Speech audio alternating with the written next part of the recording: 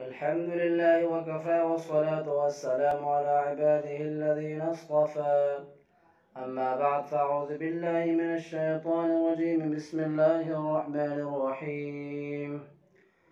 وقال الله تعالى في القرآن المجيد والفرقان الحميد: وقالوا لا تذرن آلهتكم ولا تذرن ودا ولا سواعا ولا يغوث ويعوق ونسرا وقد أضلوا كثيرا ولا تجد الظالمين إلا ضلالا.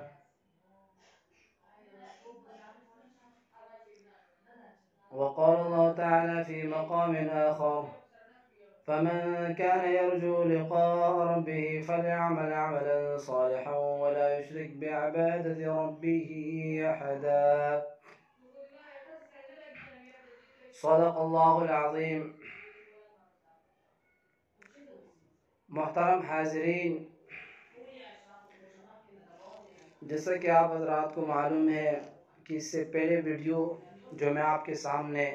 شیئر کر چکا ہوں، اس میں نے آپ حضرات کے سامنے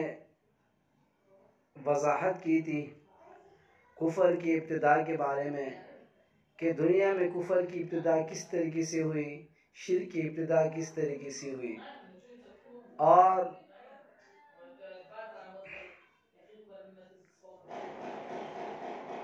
آج میں آپ حضرات کے سامنے اس موضوع پر لب گشائی کرنا چاہتا ہوں کہ جزیرہ عرب میں شرک کیسے آیا. تو سامعین محترم، جزیرہ عرب میں اسماعیل علیہ السلام کی اولاد رہتی تھی، عیسیٰ علیہ السلام کے زمانے سے بھی پہلے قبل. تو چونکہ وہ حرم کے آس پاس اور حرم میں رہتے تھے، جب اسماعیل علیہ السلام کی اولاد روزی اور جگہوں کے بارے میں تنگ ہونے لگے تو انہوں نے اپنے وطن اصلی کو چھوڑ کر کے شہر کے مختلف اطراف میں پھیلنے لگے، روزی کی تلاش میں اور نئی جگہوں کی تلاش میں. تو ظاہر بات ہے، وطن کی محبت اور وطن کا جو شوق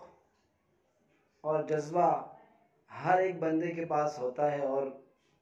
ہونا بھی چاہیے. تو اس وقت چونکہ انہوں نے گوارا نہیں سمجھا ویسے خالی ہاتھ جانا، تو انہوں نے اسی حرم سے، مکہ مکرمہ سے، چونکہ ہر ایک فرد نے پتھر اٹھائے اور پتھر اٹھاتے ہوئے اپنے ساتھ ہر ایک بندہ اپنے ساتھ وہ پتھر لینے لگے، یعنی دوسرے اطراف میں جب جا رہے تھے تو اپنے ساتھ پتھر اٹھا کر کے جانے لگے. اور جب دوسرے علاقوں میں پہنچے تو چونکہ ان کی دل میں یہ آیا کہ جس طریقے سے ہم خانہ کعبہ کی میں عبادت کرتے ہیں اللہ تعالیٰ کی، اور ہم یہ سرزمین محبوب ہے، یہ پتھر محبوب ہے، یہ پوری سرزمین اور سطح زمین یہ ہمیں محبوب ہے، تو چونکہ ہمیں تو ان سے دور جا رہے ہیں اور یہ ہمیں یاد آئے گی، تو اس یاد آنے کی وجہ سے ہم اس سرزمین کی، اس زمین کے کچھ پتھر لے کے جائیں گے. اس کو دیکھ کر کے ہمیں عبادت کا شوق بھی بڑھے گا اور عبادت میں ہمارا دل بھی لگے گا. تو چونکہ ہر ایک بندے نے اپنے اپنے گھر میں وہ پتھر رکھ دیے اور اللہ کی عبادت کرنے لگے. تو کیا ہوا، جب یہ نسل چلے گئی سامعین محترم، دوسری نسل آئی، تو وہ نسل جو تھی ان کو تو ان کے بارے میں کچھ علم نہیں تھا، تو وہ انہی پتھروں کی پوجا کرنے لگے. اور قرآن کریم نے کتنی جگہ قرآن کریم کے آیات نازل ہوئی قرآن کریم میں اس بارے میں، اور قرآن کریم نے اس گندی شرک اور گندی جو ہے یہ عقیدے کا خاتمہ کر ڈالا. جناب نبی کریم صلی اللہ علیہ وسلم نے بھی اس کے لیے بڑی جدوجہد کی ہے اور محنت کوششوں سے اس شرک کو بالکل ختم کر دیا، جزیرہ عرب سے اس شرک کو نکالا۔ حضرت عمر فاروق رضی اللہ تعالیٰ عنہم کے زمانے میں بالکل جزیرہ عرب سے بھی ختم ہو گیا، یہودیوں کو جزیرہ عرب سے بھی نکال دیا اور مشرکین کو تو بالکل ختم کر دیا۔ تو اور قیامت تک اس شرک کا آنا جزیرہ عرب اور مکہ مکرمہ میں محال ہے، ممکن نہیں ہے۔ تو اسی طریقے سے سامعین محترم، جب مکہ مکرمہ میں شرک پھیلنے لگا تو چونکہ جزیرہ عرب میں آہستہ آہستہ شرک پھیلنے لگا، تو مکہ مکرمہ میں شرک اس طریقے سے پھیلا کہ مکہ مکرمہ میں ایک شخص تھا جس کا نام تھا عمر بن لحی الخزاعی۔ یہ قبیلہ خزاعہ کا رہنے والا تھا، قبیلہ خزاعہ کا رہنے والا تھا، اور چونکہ یہ شخص جو تھا یہ کاہن بھی تھا۔ کاہن ہونے کے ساتھ ساتھ چونکہ یہ کعبہ کا متولی بھی بنا، تو جب یہ کعبہ کا متولی بنا تو اس وقت انہوں نے پورا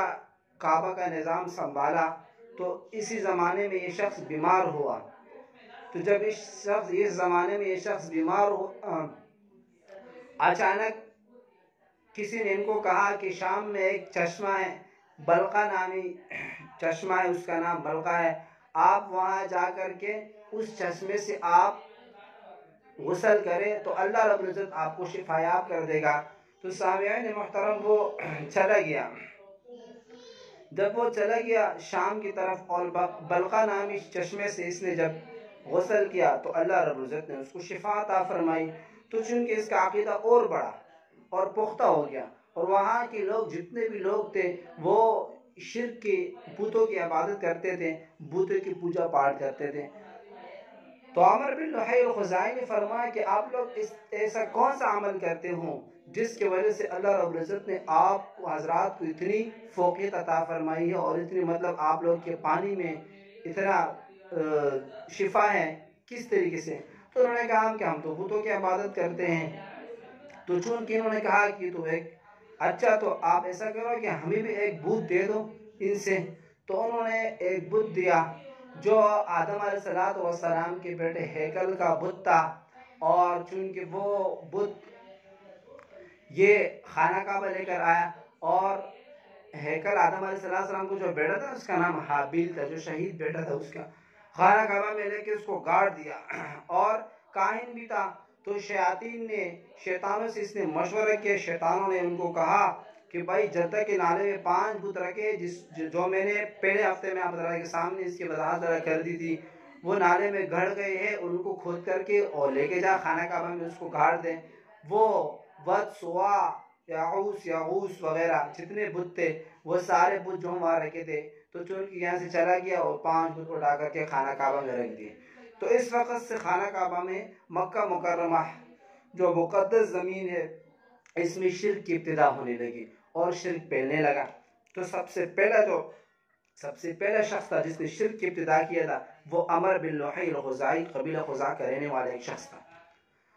تو اس طریقے سے سامعین محترم، جزیرہ عرب میں بہت سارے لوگ جو نا ہر من پسند چیزوں کی پوجا پاٹ کرتے تھے، اور اس سے مختلف قسم کی جو نا مدد مانگتے تھے، اور جس کی جو مرضی ہوتی تھی، جو شخص جس چیز کو معبود بناتا تھا اس کو معبود بنا کر کے اس کی پوجا پاٹ کرتے تھے اور پوجا کرتے تھے۔ تو چونکہ اس وقت موحدین حضرات بھی تھے اس زمانے کے، جس میں سے کچھ یہ ہیں ورقہ بن نوفل، عمر بن زید، اور علو التائی وغیرہ، اس کے علاوہ اور بھی بہت سارے تھے۔ لیکن ان موحدین میں سے علو التائی ایک شخص تھا جو اپنے قوم کو اس شرک کے نازیبہ حرکت، اس شرک کے قبیح حرکت سے وہ ان کو ڈانٹ رہا تھا اور غصہ کر رہا تھا۔ تو وہ کچھ اشعار پڑھتا ہے اس کے سامنے اور کہتا ہے کہ لا در رجال خواب سعیہم، لا در رجال خواب سعیہم، لا در رجال خواب سعیہم، يستمطرون لدى الأزمات بالعشر، يستمطرون لدى الأزمات بالعشر۔ اس شعر کے ساتھ ان کو ایک تانا دے رہے ہیں کہ ہائے ہلاکت ہے اس شخص کے لیے، اور یہ ان کی کوششیں، ان کی جتنے محنتیں ناکام ہوئی. کیوں ناکام ہوئی؟ کیونکہ یستمطرون لدى الازمات بالعشر، کہ وہ خشک سالی میں، ایسا خشک سال ہوتا ہے جس میں پودے اپنے پتے نہیں پیدا کر سکتے ہیں، اس وقت یہ عشری نامی پودے سے بارش طلب کرتے ہیں. ہائے افسوس ہے آپ لوگوں کے اوپر کہ عشری نامی پودے سے آپ لوگ بارش طلب کرتے ہوں، حالانکہ اتنی خوش سالی ہے کہ اس کو خود کے پانی نہیں ملتا. تو اس شعر سے وہ ان کو ایک طعنہ دے رہے ہیں. دوسرے شعر میں فرماتے ہیں کہ اجعل انت بیقور مسلعتا ذریعتا لک بین اللہ والمطر، اجعل انت بیقورا، کہ کیا آپ لوگ جو ہے نا ایک ایسی حقیر اور مسکین گائے کو جو ہے نا آپ نے کیا کیا ہے، ایک معبود بنائے ہیں، جو ذریعتا، اس کے ذریعہ بنائے، بین اللہ والمطر، بارش، اللہ اور بارش کے درمیان اس ایک ذریعہ بنا. تو سامعین واقعہ ذرا اس طریقے سے تھا کہ یہ ایک گائے جو تھا نا اس علاقے میں ایک پودا نما ہوتا تھا،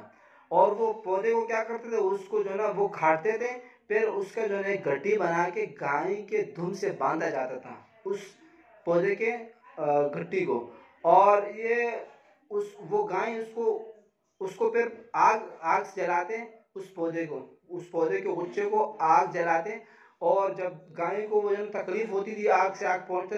آگ کے شعلے گائے تک پہنچتے تو گائے کو تکلیف ہوتی تھی. اس تکلیف کی وجہ سے گائے جو ہے نا گھومتی پھرتی تھی، بھاگتی دوڑتی تھی. تو یہ لوگ کہتے تھے کہ اللہ رب العزت کو اس پہ ترس آئے گا اور بارش برسا دے گا. تو اس طریقے سے ایک حقارہ اور ایک گندے اور بیکار قسم کے عقیدے تھے ان کے. تو اس موحد نے ان کو ان الفاظ سے کیا کیا ہے، سمجھا. ایک موحد اس طریقے سے تھا، وہ موحدین میں سے ایک موحد یہ اشعار پڑھ رہا تھا ان کے سامنے، وہ بھی اپنے قوم قبیلے کو سمجھا رہا تھا کہ عربن، وہ کہہ رہا تھا، اس کو جب سمجھ میں آیا کہ یہ ان کے جو عقیدہ ہیں یہ تو بالکل بیکار ہیں اور ایک ہیچ قسم کا عقیدہ ہے، تو انہوں نے بھی کیا کہا اپنے اشعار میں کہہ رہے کہ عربن واحدا ام الف رب، عربن واحدا ام الف رب، عدین اذا تقسمت الامور، کہ اے لوگو، اے میری قوم کے لوگ، میں ایک رب کی عبادت کروں یا ہزار ربوں کی عبادت کروں. عدین اذا تقسمت الامور، جب ادیان عبادات تقسیم ہونے لگے تو میں کس چیز کی عبادت کروں گا. آگے کہتا ہے کہ ترکت اللات والعزى جميعا، ترکت اللات والعزى جميعا كذلك يفعل الرجل البصير، اور میں نے لات اور عزہ کو چھوڑ کے دونوں کو، کیوں چھوڑا، كذلك يفعل الرجل البصير، اسی طریقے سے ایک عقل مند آدمی کی جو ہے نا یہ ایک علامت ہے، عقل مند آدمی اس طریقے سے کرتا ہے. کیونکہ آپ لوگوں کے اندر عقل و شعور بالکل ہے لیکن سمجھنے کی کوئی طاقت نہیں ہے. اللہ نے چھین لیا آپ لوگوں سے سمجھنے کی طاقت، کچھ سمجھ نہیں آتا، آپ کے آنکھیں بالکل اندھی ہو چکی ہیں ساری کی ساری. دیکھو ایک موحد اپنے قوم کو اس الفاظ سے سمجھا رہے ہیں اس شعر سے کہ جب ایک لومڑی آیا اور انہوں نے ان کے بت کے سر کے اوپر پیشاب کر دیا، کیا کہتا ہے وہ، یہ کہتا ہے کہ عربا يبول الثعلبان برأسه، عربا يبول الثعلبان برأسه لقد أضل من بالت عليه الثعالب، کہ میں اس شخص کو رب بناؤں جس کے سر پر لومڑی پیشاب کرتی ہیں. تحقیق کہ اللہ رب العزت نے اس کو ذلیل کر دیا، رسوا کر دیا، جس کے سر پر پیشاب کیا جائے، جس کے سر پر لومڑی پیشاب کرے تو وہ کیا رب ہو سکتا ہے. وہ تو اپنے آپ سے خود کو ضرر نہیں ہٹا سکتا، اپنے آپ سے خود کو ضرر نہیں ہٹا سکتا، تو وہ دوسروں کی طرف کیا ہے اتفاق، دوسروں کو کیا مدد کرے گا اور دوسروں کو کیا تربیت کرے گا، دوسروں کو کس طریقے سے پالے گا، کس طریقے سے اس کو رزق پہنچائے گا. تو سامعین محترم یہ ایک احمقانہ ایک عقیدہ تھا جو ان کو سمجھ نہیں آ رہا تھا. اسی طریقے سے کثیر تعداد موحدین ہیں جو اپنے قوم کو سمجھا رہے ہیں، مختلف اشعار میں سمجھا رہے ہیں، لیکن ان کی قوم نہیں سمجھتی، ان کے اندر سمجھنے کی طاقت نہیں. کیونکہ اللہ رب العزت جب جس کے شخص جن لوگوں کے دلوں پر مہر لگاتا ہے تو پوری دنیا آ کر کے ان کو واعظ نصیحت کرے، پوری دنیا آ کر کے ان کو کچھ نہ کچھ سمجھائے تو ان کو کچھ سمجھ نہیں آتا، کیونکہ ختم اللہ علی قلوبہم وعلی ابصارہم. غشاوۃ ولہم عذاب۔ دیکھو اللہ تبارک و تعالیٰ جس کے دلوں پر مہر لگاتا ہے تو ان کے آنکھوں پر بھی مہر ہوتا ہے، ان کے کانوں میں بھی کیا ہوتا ہے، مہر ہوتا ہے۔ مطلب یہ ہے کہ ان کو کسی طریقے سے راستہ نہیں ملتا۔ شعور تو دیتا ہے اللہ، لیکن وہ اس کو کارآمد کام پہ نہیں لاتا اپنے شعور کو۔ تو اسی طریقے سے آپ دیکھیں کہ مشرکین مکہ جو جزیرہ عرب میں کس طریقے سے شرک پھیلنے لگا اور وہ کس کس انداز میں شرک کر رہے تھے۔ اچھا، اس جزیرہ عرب میں یہود نصارہ بھی تھے، لیکن یہود نصارہ جو تھے وہ اصل میں چونکہ کھلا تو اس طریقے سے ہر چیز کو معبود نہیں بناتے تھے، لیکن یہود عزیر علیہ السلام کو اللہ کا بیٹا مانتے ہیں۔ وقالت الیہود عزیر ابن اللہ وقالت النصارى المسیح ابن اللہ،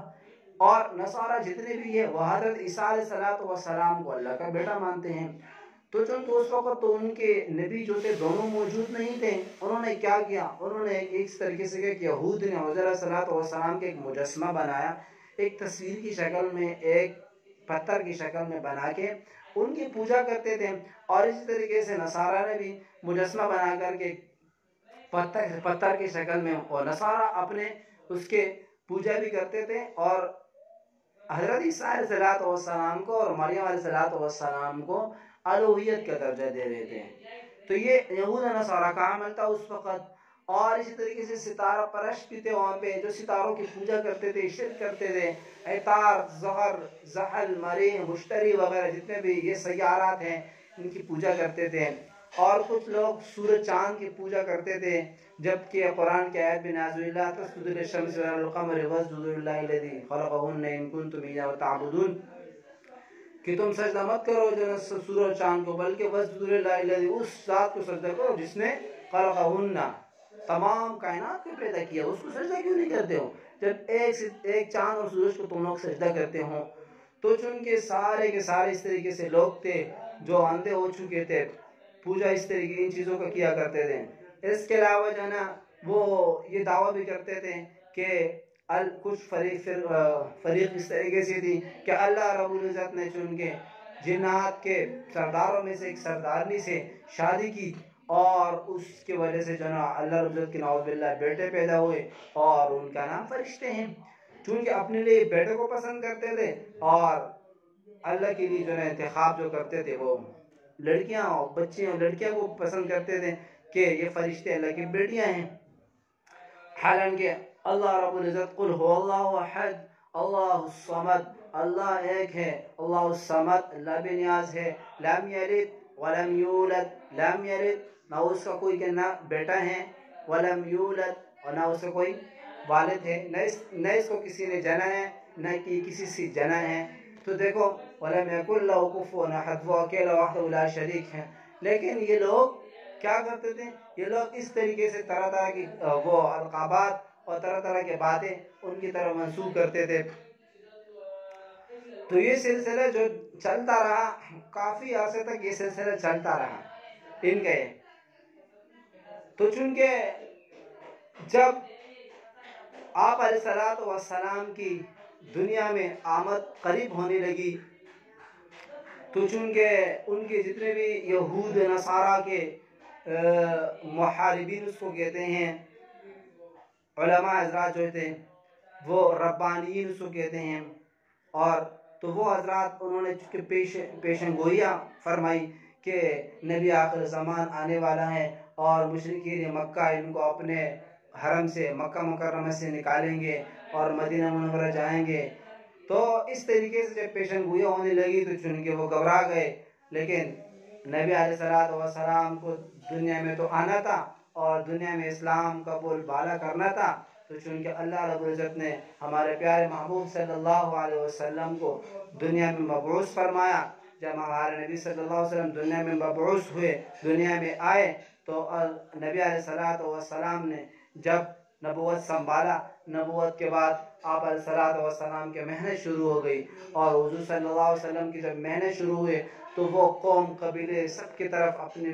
مطلب یہ ہے کہ کارندوں کو بھیجتے تھے، صحابہ کرام کو بھیجتے تھے اور ان کو یہ تبلیغ کی دعوت دیتے کہ قولوا لا الہ الا اللہ تفلحون، پڑھو لا الہ الا اللہ تفلحون، تم لوگ کامیاب ہو جاؤ گے، اور اللہ کے ساتھ کسی کو شریک مت ٹھہراؤ، کہو لا الہ الا اللہ محمد رسول اللہ، تو تم لوگ کامیاب ہو جاؤ گے۔ لیکن وہ ان چیزوں کو ماننے کے لیے تیار کہاں تھے؟ کیونکہ وہ کہتے تھے کہ ہمارا آباء و اجداد کا جو رسم ہے اور جو تبلیغ ہے اور جو ہمارے آباء و اجداد کا عقیدہ ہے، ہم اسی پر ڈٹے رہیں گے، کیونکہ یہ ثابت ہو چکا ہے۔ جو مسلمان ہوتا تھا اس کو وہ لوگ ثابت سمجھتے تھے کہ یہ ثابت ہو گیا ہے۔ تو چونکہ نبی علیہ السلام نے بڑی محنت کی، اور اتنی محنت کی کہ نبی علیہ السلام نے پورا کے پورا 13 سال تک مکہ مکرمہ میں محنت کر کے جتنے بھی مشرکین تھے ان کو جو ہے نا دعوت دے کر کے ان میں سے کچھ مسلمان ہوئے۔ 10 سالہ محنت آپ علیہ السلام نے مدینہ منورہ میں کی، اور 10 سال میں بھی کچھ صحابہ کو تیار کیا۔ پھر اس کے بعد جب چونکہ دعوت کے بعد اللہ کا حکم آئے جہاد کا، تو آپ علیہ السلام نے جہاد بھی کیا اور غزوات بھی کیے، سرائے بھی بھیجے۔ تو چونکہ 23 سالہ میں آپ علیہ السلام نے اسلام کا بول بالا فرمائے، اور الحمدللہ 23 سالہ میں آپ علیہ السلام کی محنت اور ان کے جانثاروں سے خانہ کعبہ بلکہ جزیرہ عرب بلکہ دور دور تک ملک ممالک کو اسلام کے دامن میں آ گئے، اور صحابہ نے مکہ مکرمہ سے شرک کا بالکل خاتمہ کر دیا، اور تمام جزیروں میں اور تمام ممالک میں اور تمام قبائل میں اسلام کا بول بالا فرمایا۔ تو یہ کس کی محنت تھی؟ یہ ہمارے پیارے نبی صلی اللہ علیہ وسلم کی محنت تھی۔ چونکہ ہمیں آپ علیہ السلام جیسے ایک نعمت اللہ رب العزت نے ہمیں بطور ایک رحمت عطا فرمائی ہے، اور اللہ رب العزت کا بھی جو ہے ایک بہت بڑا رحم ہے ہمارے اوپر، کرم ہے کہ ہمیں ایک ایسی نبی کی امتی بنائے ہیں جو ایسا نبی ہیں، جو نبی آخر الزمان بھی ہے، مشفی بھی ہے، امام الانبیاء بھی ہیں، سید الاولیاء بھی ہے، سید الانبیاء بھی ہے۔ تو دیکھو آپ علیہ السلام نے ہمارے لیے اتنے محنت کی، اور ہمیں دین تو بالکل ہماری جھولیوں میں پھینکا ہے۔ ہم نے کیا دیکھا ہے؟ ہم نے تو کچھ بھی نہیں دیکھا۔ ہم نے تو دین اپنے مطلب یہ ہے کہ آنکھ ہماری کھولتے ہوئے ہمیں دین ملا ہے۔ دین کے لیے علماء کرام نے کتنی محنتیں کی ہیں، کہاں تک انہوں نے جو ہے ہجرتیں کی ہیں، اور یہ عقائد، یہ شرک، اس کا خاتمہ کس طریقے سے ہوا، کنہوں نے کیا، اور کتنے قربانیاں دینے پڑی، اس کے بارے میں ہمیں تو کچھ علم نہیں۔ تو میں یہ واز کرتا ہوں کہ خدا را جتنے بھی سامعین ہیں اور جتنے بھی اسلام قبول کرنے والے ہیں، کہ شرک کے عقائد کو چھوڑ دو، چاہے وہ چھوٹا ہو، شرکی الفاظ چاہے وہ چھوٹے ہوں یا بڑے ہوں، شرکی اعمال کم ہوں بڑے ہوں، تمام سے استبراء حاصل کرو، اور وحدہ لا شریک کی طرف بڑھو، اور یہ چھوٹے ٹونے وغیرہ جتنے بھی ہیں اس کو بھی ختم کر دو۔ یہ ناکام ہے، اس میں کامیابی نہیں، واللہ کامیابی صرف اس میں ہے جو آپ علیہ السلام اور صحابہ کرام نے کیا ہے۔ تو اللہ رب العزت ہمیں تھوڑے سے باتوں پر عمل کرنے کی توفیق عطا فرمائے، اور آپ حضرات کو بھی ان کے سننے میں توفیق عطا فرمائے۔ وآخر دعوانا الحمدللہ رب العالمین۔